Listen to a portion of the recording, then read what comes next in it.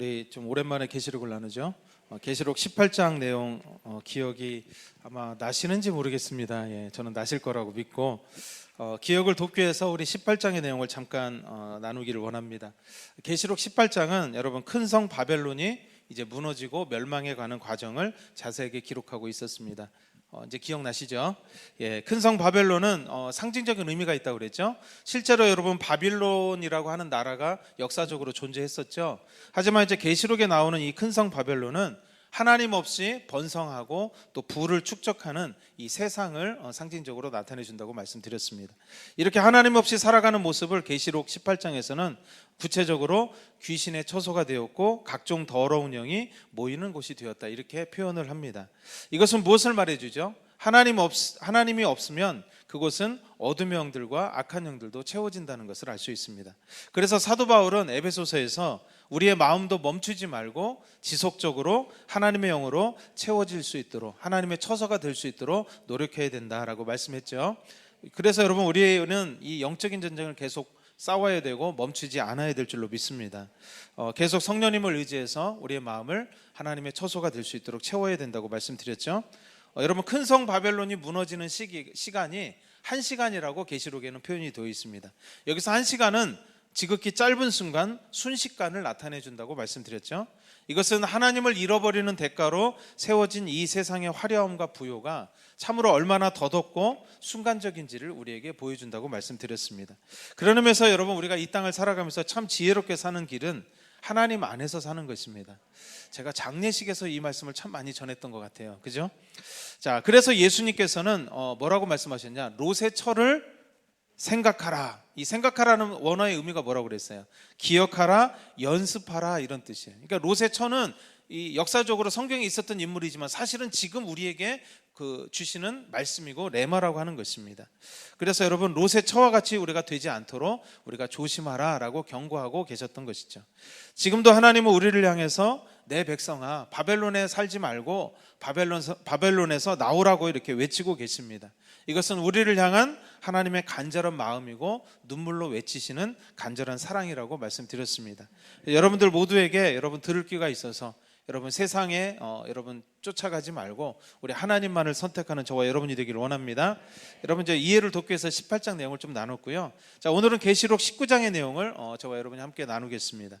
오늘 본문 19장 1절에서 6절까지는요 앞장의 18장 20절에 대한 응답이라고 볼 수 있습니다. 자, 먼저 우리 18장 20절 말씀 다시 한번 읽어볼까요? 앞에 있습니다. 시작. 하늘과 성도들과 사도들과 선지자들아, 그로 말미암아 즐거워하라. 하나님이 너희를 위하여 그에게 심판을 행하셨음이라 하더라. 네, 20절에 보시면 큰 성 바벨론이 한순간에 무너짐을 보면서 세상이 아닌 오직 하나님께 마음을 두고 또 거룩하고 분별하게 살아갔던 성도들 그리고 사도들 또 선지자들에게 기뻐하고 즐거워하라, 이렇게 말씀하고 있습니다. 큰 성 바벨론은 여러분 앞에서 말씀드렸지만 하나님 없이 하나님을 등지고 번성한 모든 문명과 나라와 사람들을 상징적으로 나타낸다고 말씀드렸습니다. 여러분 18장 20절을 하반절에 보시면 이 큰 성 바벨론이 멸망받고 심판받은 이유에 대해서 아주 정확하게 말씀하고 있습니다. 그 이유는 하나님이 그분의 백성들을 신원하시기 위함이다, 이렇게 기록하고 있어요. 좀 더 자세히 말씀드리면 수많은 고통과 핍박과 어려움 가운데에서도 믿음을 잃지 않고 오직 하나님 한 분만을 선택한 하나님의 백성들을 신원해 주시기 위해서 바벨론이 멸망되었다는 거예요. 여기서 신원이라는 말이 무슨 뜻일까요? 신원은 가슴에 맺힌 것을 풀어준다, 이런 의미를 가지고 있습니다. 비유가 좀 그렇긴 하지만 옛날에 여러분 전설의 고향이나 이런 거 보면 그렇죠? 예, 막 선비가 어디 가다가 이제 잠을 잤는데 막 나타나죠, 뭔가가. 그러면서 봤더니 나중에 원한이 있었어요. 그래서 원한을 풀었더니 큰 절을 올리고 귀신이 떠나갔다, 이런 얘기를 여러분 보셨을 거예요. 그러니까 여러분 여기서 신원이라는 건 뭐냐? 여러분 좀 마음에 맺히고 좀 한 맺힌 것들을 풀어준다, 이런 뜻을 가지고 있습니다. 여러분 우리가 바벨론이 멸망한 목적을 바벨론이 타락했기 때문에 더러워졌기 때문에 하나님이 없이 살아갔기 때문에 이렇게 멸망했다는 것에 포커스가 있지 않다는 거예요. 여러분 바벨론 멸망의 포커스는 바로 하나님을 선택한 사람들에게 있다는 것입니다. 이게 굉장히 중요한 일입니다. 심판은 믿음의 사람들에게 포커스가 있는 거예요. 믿음의 눈이 있기 때문에 어떠한 상황에서도 큰 대가를 치르면서 하나님을 선택한 사람들의 신원하심에, 그리고 그저 마음의 한을 풀어주시는 것에 이 심판의 목적이 있다는 것입니다. 하나님을 선택한 것이 결코 틀리지 않았음을 확인하는 것, 여러분, 그것이 바로 이 계시록이 말하는 심판이라고 하는 것입니다. 자, 오늘 보면 우리 19장 1절 한번 읽어볼까요? 앞에 있습니다. 시작. 이 일 후에 내가 들으니 하늘에 허다한 무리의 큰 음성 같은 것이 있어 이르되 할렐루야, 구원과 영광과 능력이 우리 하나님께 있도다. 여기 2일 후에라는 말은 어떤 때일까요? 여러분, 이틀 후가 아니에요. 이러한 일이 일어난 후에. 이러한 일이 뭐예요? 아까 제가 말씀드렸던 계시록 18장에는 어떤 일이 기록되어 있다고 그랬죠? 그렇죠. 큰 성 바벨론이 멸망한 후에, 이런 뜻이에요.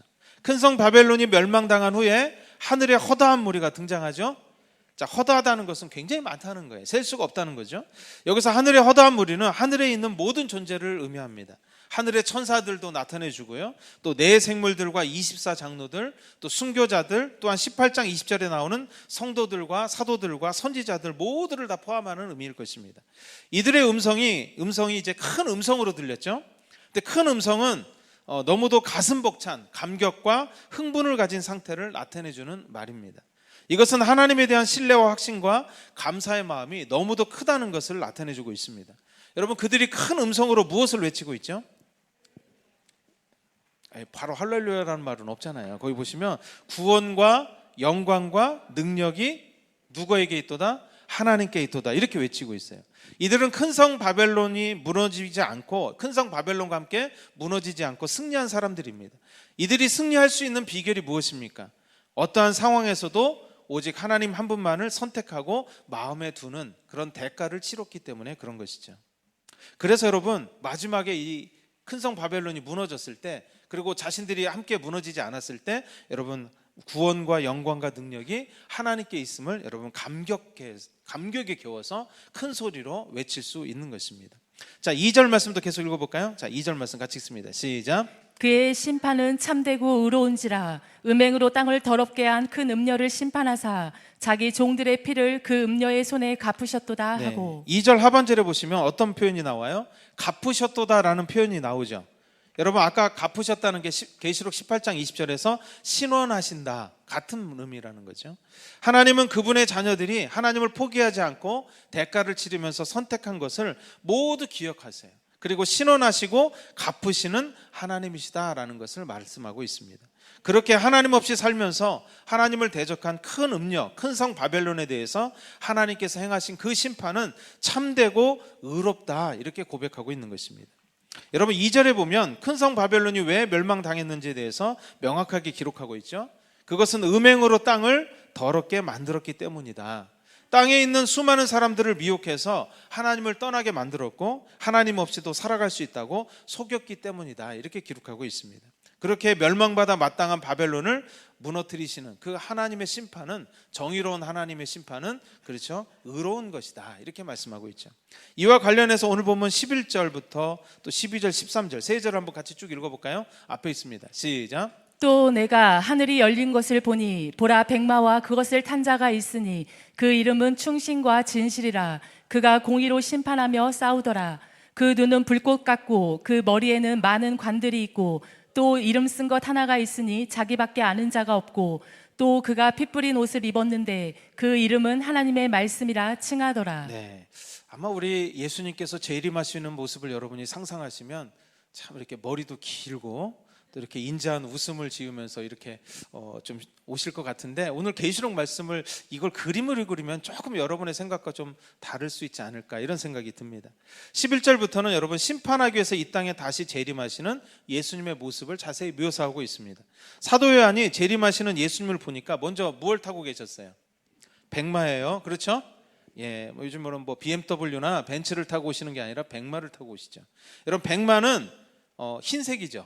그래서 거룩함과 승리를 상징적으로 나타내 줍니다. 재림하시는 예수님은 어둠을 완전히 물리치시고 승리하셨습니다. 또한 재림하시는 예수님께 오늘 본문에 보니까 이름이 있다고 그랬죠. 이름이 뭐예요? 충신과 진실이다. 예수님의 이름은 예수님만 있는 줄 알았는데, 여러분 보니까 충신과 진실이다라는 이름이 또 있어요. 여러분, 충신이라는 말은 신실한, 변치 않는이라는 원어적인 의미를 가지고 있습니다. 이것은 하나님의 약속을 반드시 이루시는 분이다라는 뜻을 가지고 있어요. 그 다음에 진실이라는 말은 참되고 거짓이 없는 진실이다. 뭐 다 아시는 내용이죠. 예수님의 재림과 심판은 하나님께서 그분의 백성들에게 약속하신 언약이 이루어지고 성취되는 사건이고, 거짓이 아닌 참되고 진짜다라는 것을 보여주고 있다는 거예요. 또한 여러분, 12절에 예수님의 눈이 뭐 같다고 그러죠? 눈을 보면 무서울 것 같아요. 불이 막 이글이글 타는 것처럼 예수님의 심판주로 오는 모습이 불꽃 같다. 불꽃은 여러분 상징적인 의미가 있죠. 모든 것을 아시고 감추어진 것을 드러내시고 거짓을 태우고 마음의 중심과 동기를 보시는 눈을 의미하는 것입니다.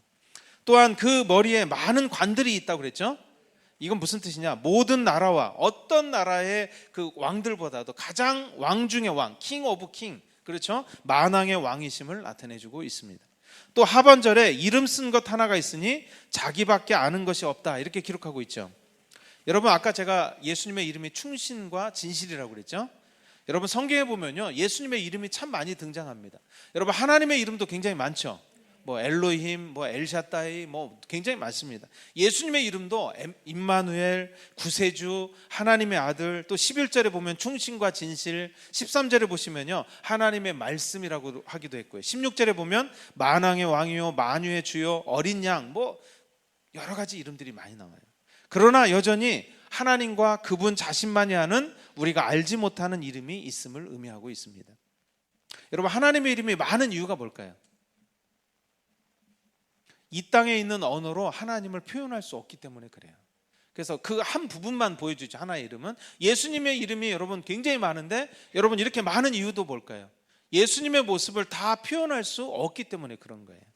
자, 고린도전서 13장 12절 말씀 보시면 앞에 있습니다. 시작, 한번 읽어볼까요? 시작. 우리가 지금은 거울로 보는 것 같이 희미하나 그때에는 얼굴과 얼굴을 대하여 볼 것이요 지금은 내가 부분적으로 아나 그때에는 주께서 나를 아신 것 같이 내가 온전히 알리라. 예수님에 대해서 온전히 알게 되는 때는 여러분이 이제 주님의 보좌에 들어갔을 때, 얼굴과 얼굴을 보면 이제는 완전히 알게 되는 거죠. 여러분, 이 땅에서 우리가 예수님에 대한 계시를 받고 막 내가 영적인 체험을 하고 그래서 우리가 그분들을 보면 야, 저분들 대단하다 이렇게 말할 수 있는데, 지극히 부분을 본 거예요. 진짜는 여러분 주님을 대면해서 봤을 때 우리는 비로소 알 수 있는 것입니다.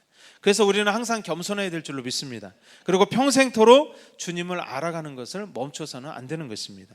자, 그리고 13절에 점점 예수님의 모습이 무서워집니다. 예수님의 옷을 입었는데 어떤 옷을 입었어요?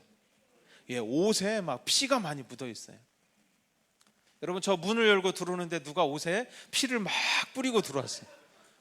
굉장히 좀 썸특하죠. 여러분, 피는 무슨 색깔이에요? 빨간색이죠. 저는 그 빨간색을 이렇게 좀 하나님께서 피를 빨간색으로 잘 만드신 것 같다, 이런 생각이 들어요. 빨간색을 보면 우리가 좀 긴장하거든요. 근데 막 피를 무지개색으로 만들어, 너무 멋있게.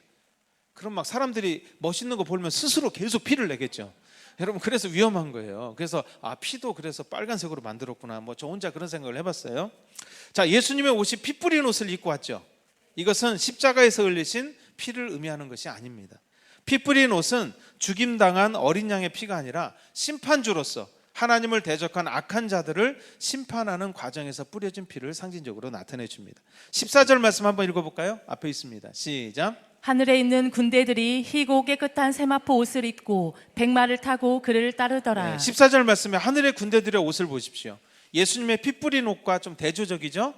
그 옷은 희고 깨끗한 세마포를 입고 있습니다. 이것은 무엇을 나타내 줍니까? 오직 예수님만이 대적자들을 심판하실 권세가 있으신 심판주이심을 나타내 주는 것입니다. 주님의 심판은 참으로 참되고 의롭습니다. 이 세상의 가치관과 목적을 따르지 않고 오직 하나님 한 분만을 바라보며 살아가는 그분의 백성들을 향한 신원하심이, 갚아주심이 바로 심판의 목적이고 이유임을 오늘 예수님의 오심은 우리에게 보여주고 있는 것입니다. 그렇게 주님의 심판에 하나님의 백성들은 외치죠. 자, 이제 말씀하시면 돼요. 뭘 외친다고요? 할렐루야를 외치는 거예요. 여러분, 교회에서 할렐루야 많이 하죠. 할렐루야는 여러분 어떤 뜻일까요? 어떤 뜻인지도 모르고 그냥 막 해요. 여러분, 할렐루야는 무슨 뜻이에요? 원어적인 의미를 보면 찬양하라, 이런 뜻이에요. 하나님을 찬양하라. 그런데 원어적으로 자세히 보시면요, 이 찬양을 하긴 하는데 그냥 하는 게 아니라 정신없이 찬양하다 이런 뜻이에요. 또 다른 좀 깊은 뜻을 가져가 보면, 들어가 보면 미친 척하고 찬양하다. 지금 여러분이 이렇게 찬양하는 거는 할렐루야가 아닐 수 있습니다. 약간 봤을 때 조금 미친 것 같다, 그 다음에 정신이 좀 없다, 그러면 여러분 그게 뭐라고요? 할렐루야. 그러니까 할렐루야는 다른 사람의 눈치를 보면서 소극적으로 찬양하라는 의미가 아닙니다.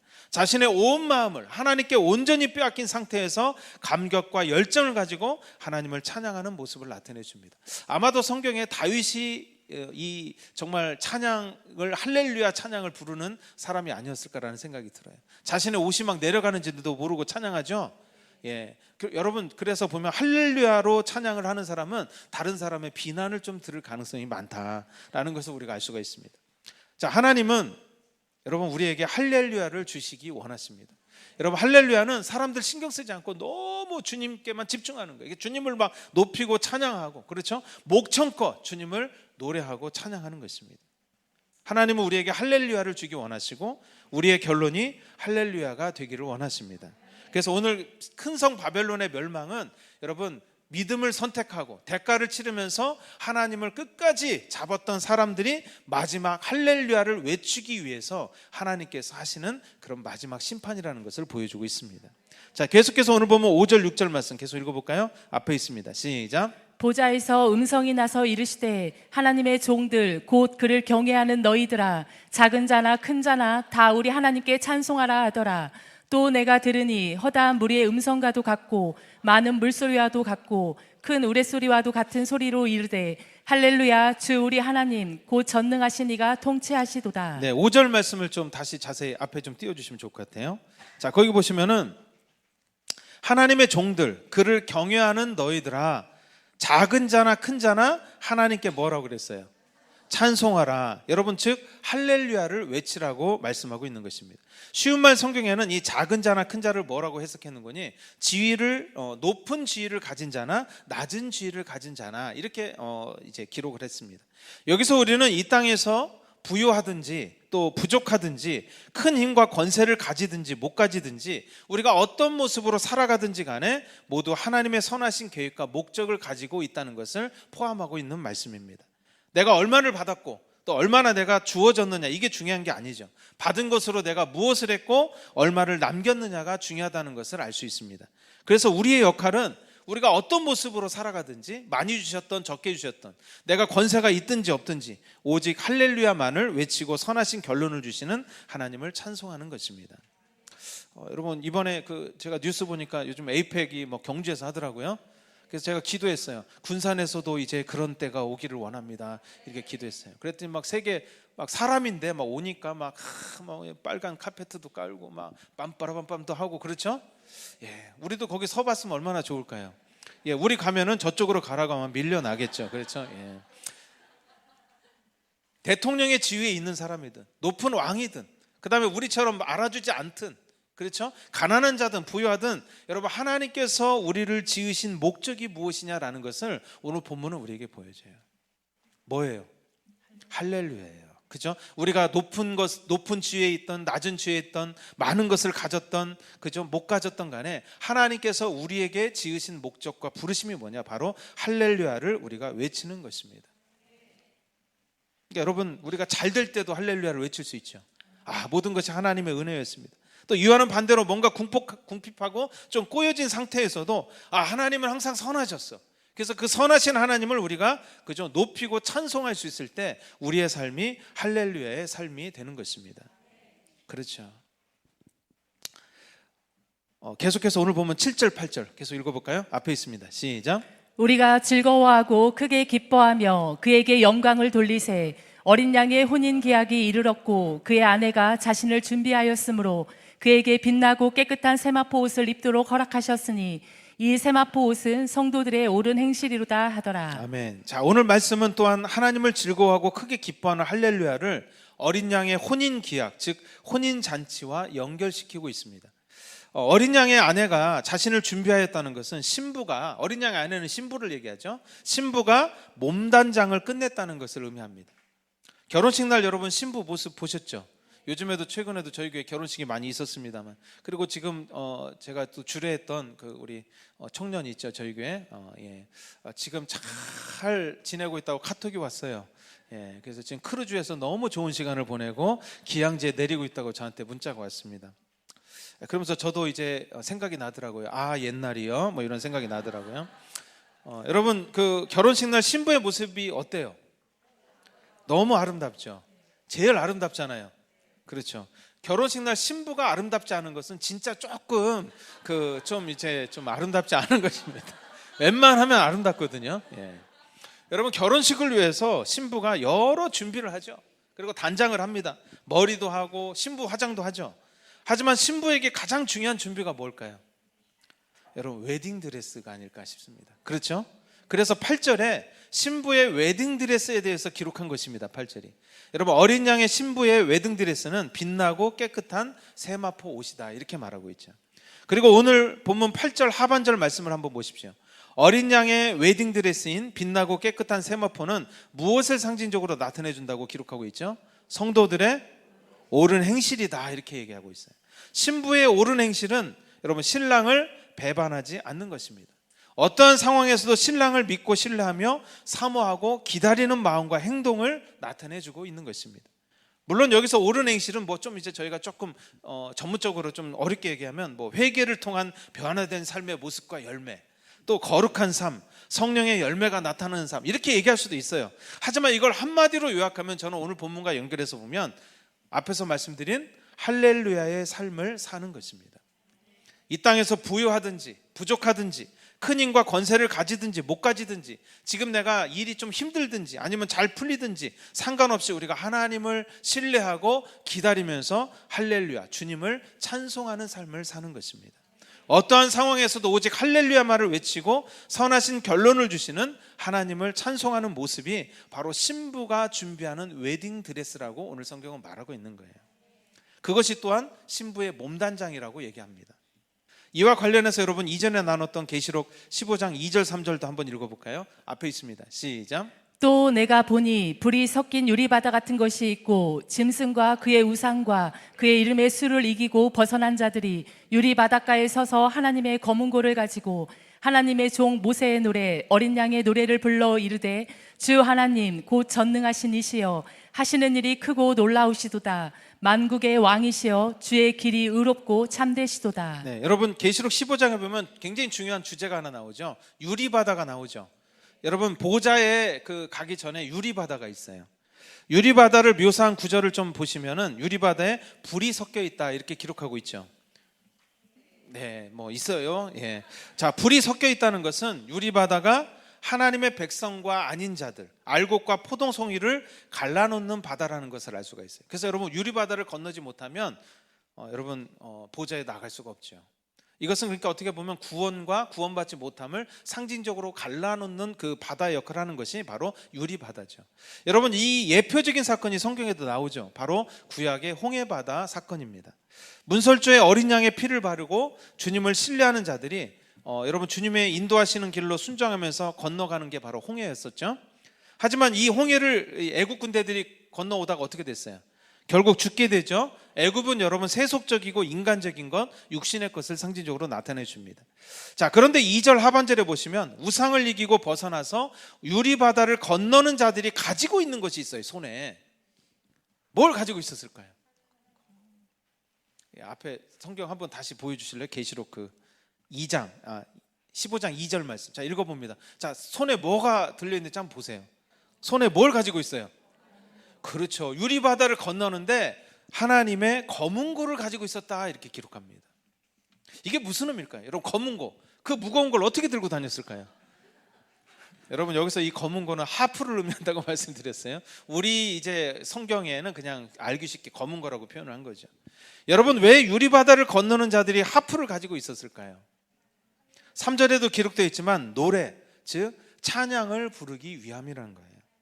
여러분, 유리바다를 건너는 것은 구원을 받는 사람들을 그저 상징적으로 나타내 준다고 그랬죠. 근데 그들이 가지고 있었던 게 뭐예요? 그렇죠, 검은 거를 가지고 있었어요. 하프를 가지고 있었어요. 참, 이게 굉장히 중요한 의미가 있죠. 어떠한 상황과 위기 가운데서도, 이해되지 않는 고난의 순간에서도 이제 앞으로 금요일 날부터 또 나누겠습니다만, 폭풍이 몰아치는 한가운데서도 결코 흔들리지 않고 오직 주님만을 신뢰하고 따르는 믿음의 고백을, 찬양을 드리는 사람들이 바로 이 유리바다를 건널 수 있는 신부들이었다는 거예요. 그걸 뭐라고 표현했냐? 다른 표현이지만 계시록에서는 그게 바로 빛나고 깨끗한 세마포, 성도들의 옳은 행실, 그 다음에 뭐예요? 웨딩드레스다, 이렇게 표현을 했다는 것입니다.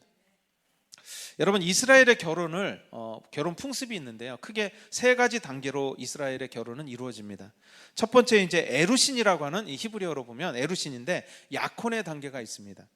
신랑은 신부의 아버지에게 이 모아르라고 하는 지창금을 줍니다. 그리고 지창금을 지불하고 신부에게 이제 포도주를 주면서 언약을 해요. 포도주를 나누면서 언약을 합니다. 그래서 이제 신부는 그때 이제 이것까지 끝내면 약혼한 아내로 간주가 됩니다.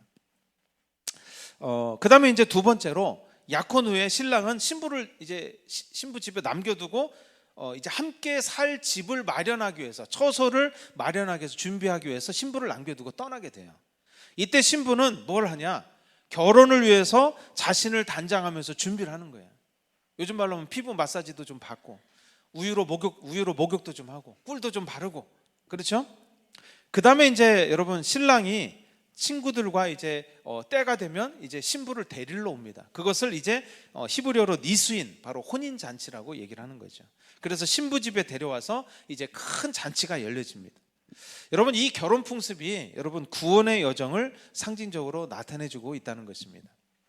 약혼은 십자가에서 피로써 대가를 치르시고 우리를 택하시고 구별하신 것을 상징적으로 나타내 줍니다. 그리고 준비 기간은 뭘까요? 신랑이 다시 오실 재림의 때까지 이 땅에 머물면서 신부가 몸단장을 하고 준비하는, 여러분, 지금의 시기를 의미한다고 하는 것입니다. 여러분, 이때 신부는 언제 신랑이 올지 모르죠. 그래서 여러분, 등불을 준비하면서 깨어서 기다려야 하는 것입니다. 예수님이 이제 이것에 대한 비유도 하신 적이 있죠.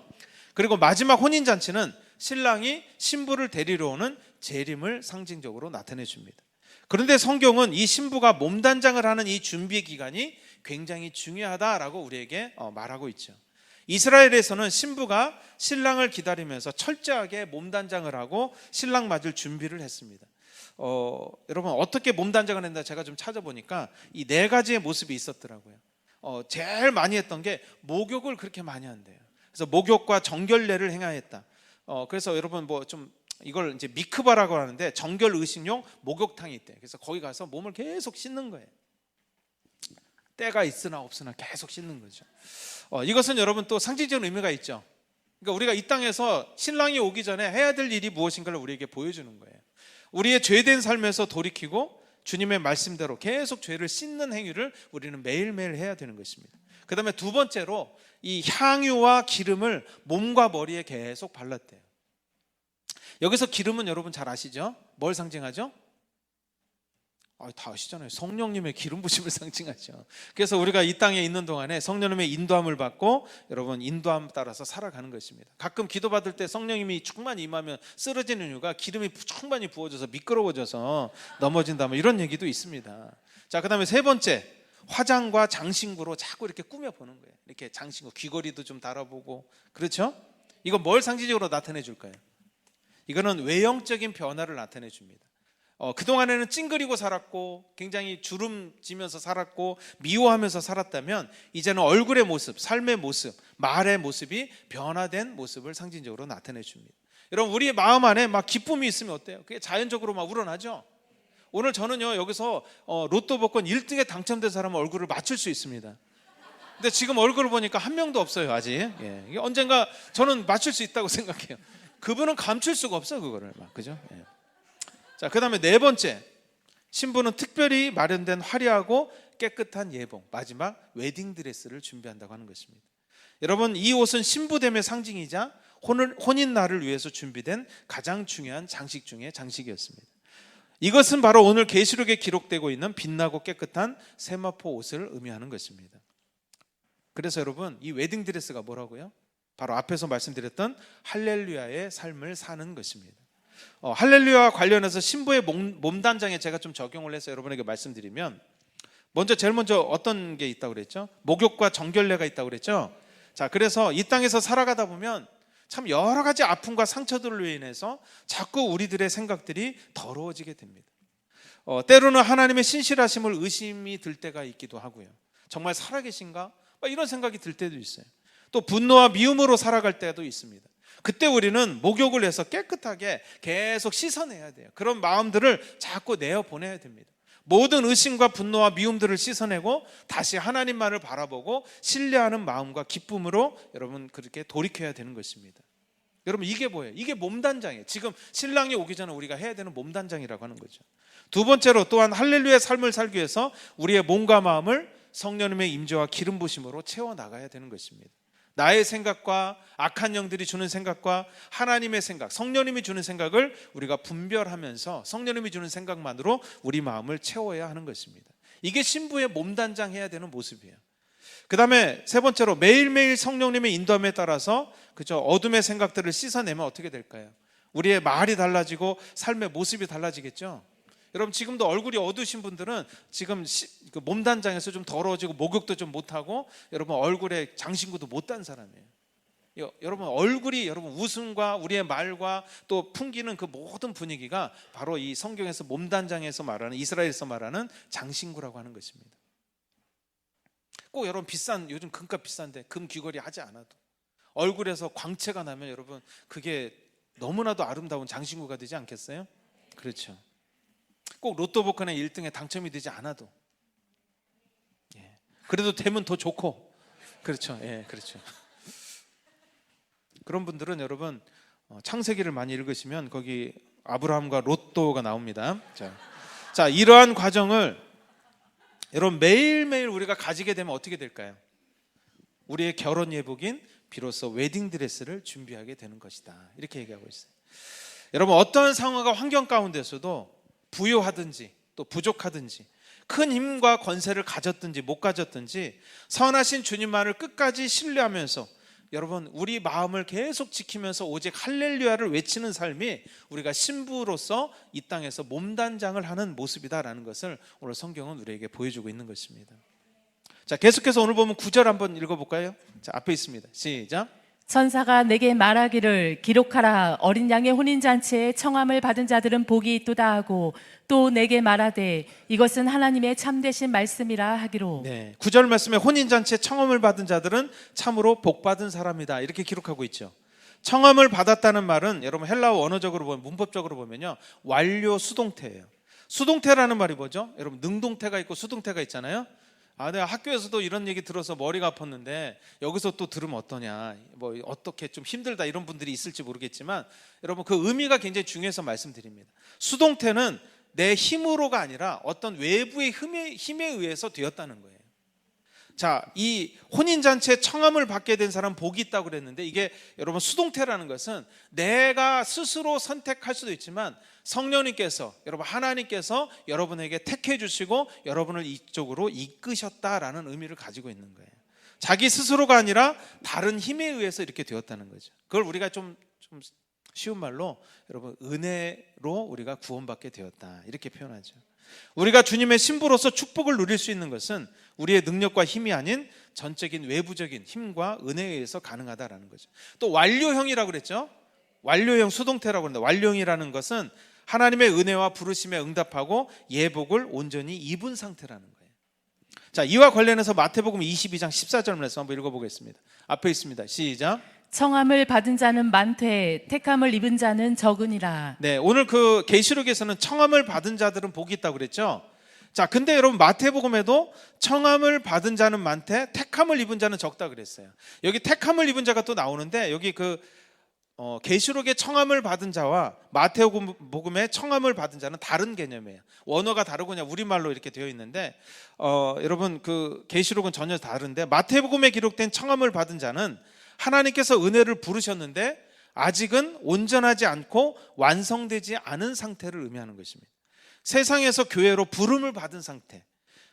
하지만 이전에 말씀드린 것처럼 롯의 처와 같이 몸은 나왔지만 아직 마음은 나오지 않은 상태까지도 포함된 상태를 나타내줘요. 근데 여러분 뒤에 택함을 입은 자는 적다 그랬죠? 이 뒤에 나오는 택함을 입었다는 것은 초대에 응하고 이제 어떻게 됐냐? 몸을 씻고 몸단장을 다 맞춰서 신부의 예복까지 완전히 입은 상태를 나타내 줍니다. 오늘 계시록 9절에 청함을 받은 자와 같은 의미인 것이죠.